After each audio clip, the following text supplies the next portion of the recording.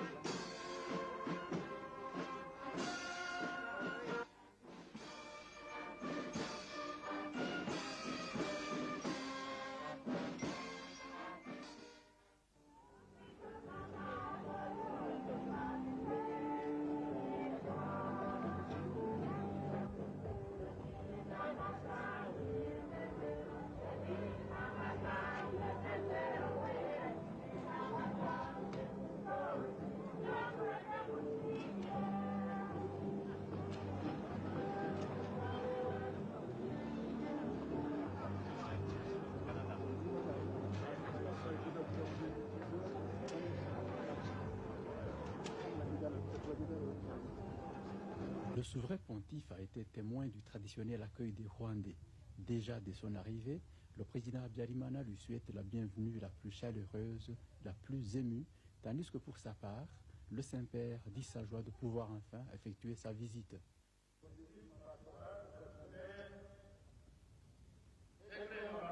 La conscience des chrétiens, de tous les gens de bonne volonté de notre pays, pour que nous puissions en sortir victorieux.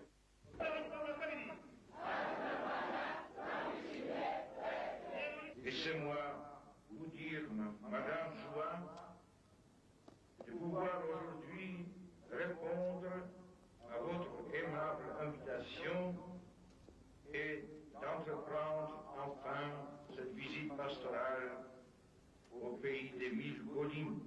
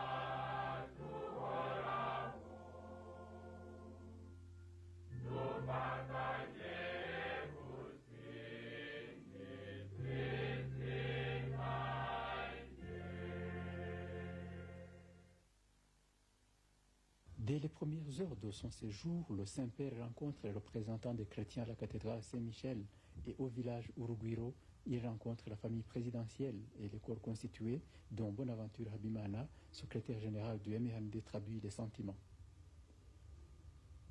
L'enseignement et les affaires sociales. Et cela, depuis l'entrée des premiers missionnaires catholiques dans le pays, il y aura bientôt un siècle. Pour sa part, Jean-Paul II souhaite à tous concorde et collaboration pour le bien commun du Rwanda et de son peuple. Il implore la bénédiction du Dieu Tout-Puissant pour la terre rwandaise, le pays des 1000 collines, et pour le peuple qui l'habite.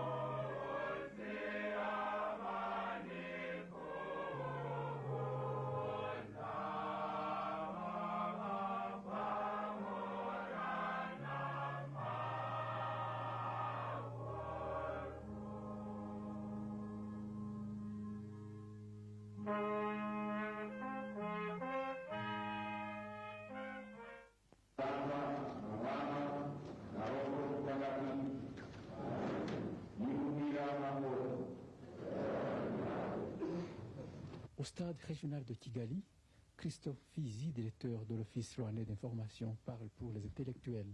Un discours dans lequel il aborde éloquemment plusieurs interrogations. Comment vivre l'Évangile selon notre temps et notre environnement, dit-il notamment. Le Saint-Père préfère dire avec grande suavité, la parole de Dieu, il faut l'écouter et l'approfondir à genoux, car il s'agit de traiter avec notre Père qui est au ciel et qui a révélé en nous sa paternité dans son Fils. Nos ancêtres qui nous ont donné un sens élevé d'image à Dieu seraient peut-être aujourd'hui des saints s'ils n'avaient été condamnés trop facilement en tant que pagans.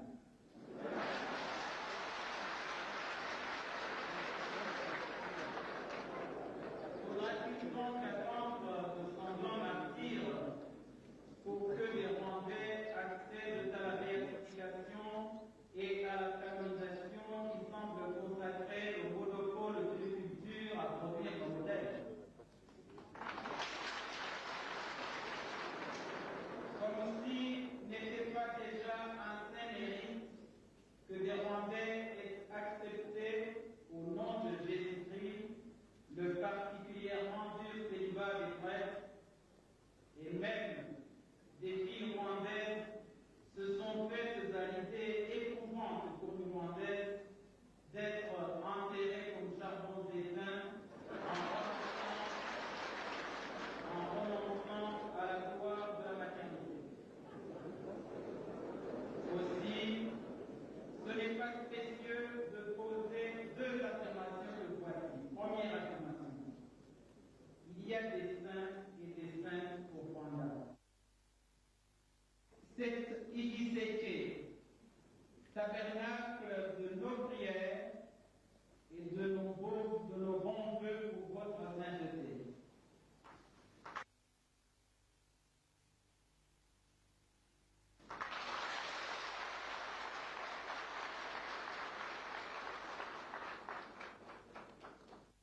Un des désirs que je porte dans mon cœur est de pouvoir béatifier ou canoniser le plus tôt possible. Nous avons grand besoin, par un coup,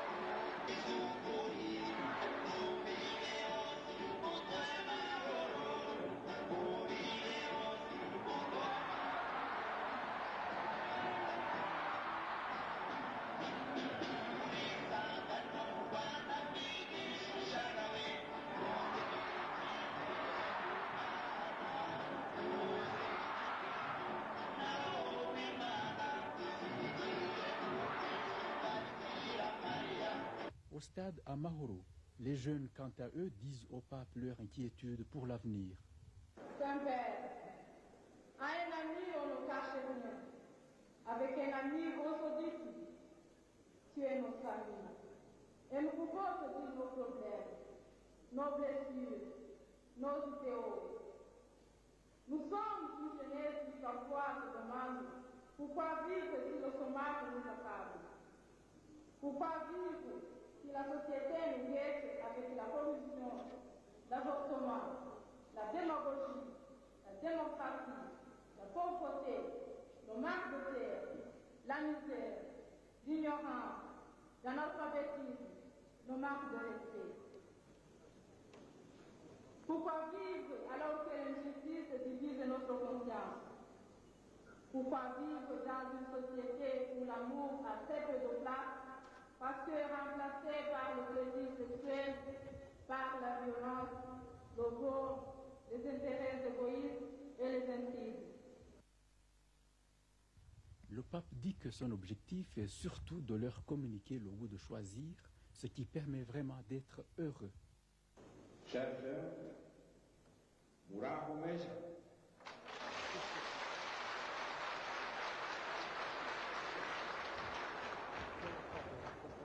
Évidemment, il ne sera pas possible de répondre à toutes vos questions. Il faudrait peut-être écrire un traité, un grand livre, mais vous découvrirez progressivement les réponses que vous cherchez avec l'aide de vos amis, de vos aînés, de vos prêtres. Ils ont mission de vous accompagner dans votre croissance spirituelle, dit le pape. Je connais vos difficultés, la pauvreté, le manque de terre, le chômage, le racisme, le régionalisme, le libertinage sexuel, les séductions des faux messies. Mais il faut commencer par se changer soi-même, insiste le pape. Nyandungu, une célébration de l'Eucharistie qu'on n'aura jamais vue auparavant à Kigali. Une liturgie animée, une sécurité imperméable, un rassemblement colossal. Dans son homélie, le Saint-Père insiste sur la famille et l'amour des époux, la paternité et la maternité responsables et les rapports entre les parents et les enfants.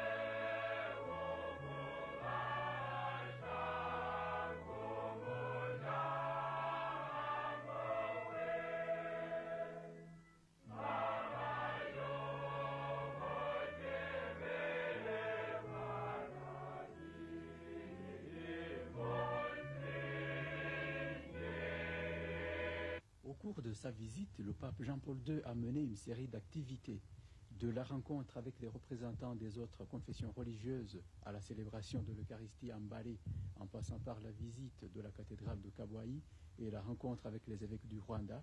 Il a aussi adressé un message aux paysans rwandais, un message de félicitations pour leur rôle dans le progrès national, un message d'admiration du courage dont les paysans font preuve dans leur lutte quotidienne, compliquée par des conditions matérielles et économiques défavorables.